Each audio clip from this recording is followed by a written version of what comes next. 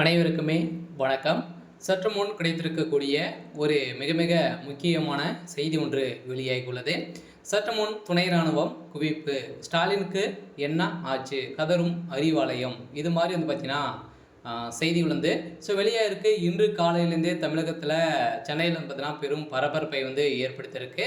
இந்த தான் முதல்வர் ஸ்டாலின் அவர்களுக்கு என்ன ஆச்சு அப்படின்ற மாதிரி ஒரு கேள்விகள் பார்த்தீங்கன்னா எழுந்திருக்கு. இந்த நிலையில் தான் அதிரடியாக மத்திய அரசு அதிரடியாக அவருக்கு பார்த்தீங்கன்னா ஒரு கடிதம் அனுப்பியிருக்காங்க. இந்த கடிதத்தின் அடிப்படையில் திமுகவுடைய சாலமரமாக இருக்கக்கூடிய முதல்வர் ஸ்டாலின் அவர்கள் செய்யக்கூடிய விதமாக தான் இப்போ அதிரடியாக அந்த கடிதத்தில் ஒரு மிகப்பெரிய சம்பவம் நடந்திருக்கு. சொல்ல பார்த்தீங்கன்னா இந்த கடிதத்தின் அடிப்படையில் திமுகவுடைய சமச்சரை பார்த்தீங்கன்னா கலைக்கப்படும் அப்படின்ற மாதிரி இப்போ தகவல் வெளியாக சொல்ல பார்த்தீங்கன்னா திமுகவுடைய அலுவலகத்துக்கு பெரும் அதிர்ச்சி அளிக்கக்கூடிய ஒரு விதமாக தான் இருந்திருக்கு. இருந்தாலுமே ஏற்கனவே திமுகவுக்கும் ஆளுநர் ஆர்.என். ரவி அவர்களுக்கும் ஜனாதிபதிக்கும் இடையே பார்த்தீங்கன்னா நிறைய வாக்குவாதங்கள், நிறைய பிரச்சனைகள் போயிட்டு இருந்து திமுகவுடைய தலைமையகம் நடத்தக்கூடிய தகுதி முதல்வர் ஸ்டாலின் அவர்களுக்கு இல்லை அப்படின்ற மாதிரி நிறைய சர்ச்சைக்குரிய பேச்சு பார்த்தீங்கன்னா இருந்திருந்தது. இருந்தாலுமே திமுக சேர்ந்த அமைச்சர்களும் திமுக சேர்ந்த உறுப்பினர்கள் செய்யக்கூடிய கொலை கொள்ளை கற்பழிப்பு இது மாதிரி பார்த்தீங்கன்னா அனைவருமே பார்த்தீங்கன்னா சிக்கியிருக்கக்கூடிய நிலையில் தான் திமுகவுடைய முக்கிய புள்ளிகளாக சிக்கியிருக்கக்கூடிய நிலையில் இப்போ அதிரடியாக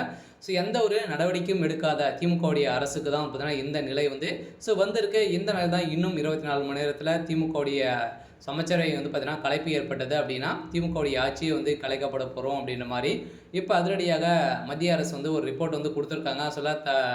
தமிழகத்துக்கு ஒரு கேள்விக்குறியாகவே மாறி இருக்கு.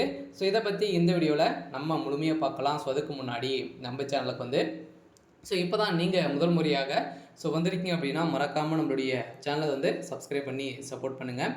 வாங்க வீடியோக்குள்ளே போகலாம்.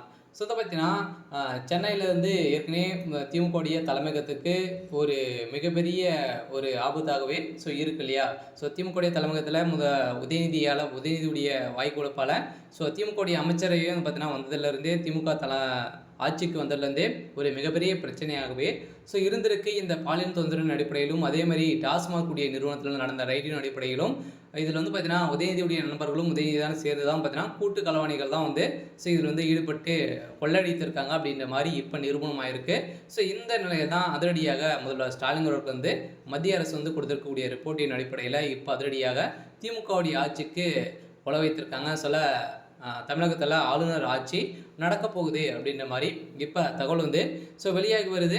இருந்தாலும் என்ன நடக்க போகுது அப்படின்றத வெயிட் பண்ணி பார்க்கலாம். இருந்தாலும் திமுகவுடைய கதை ஒட்டுமொத்தமாக முடிய போகுது. சரி, ஓகே. இன்னைக்கான அப்டேட் பார்த்தீங்கன்னா இதுதான். மறக்காமல் நம்மளுடைய சேனலை சப்ஸ்கிரைப் பண்ணி சப்போர்ட் பண்ணுங்கள். தேங்க்யூ.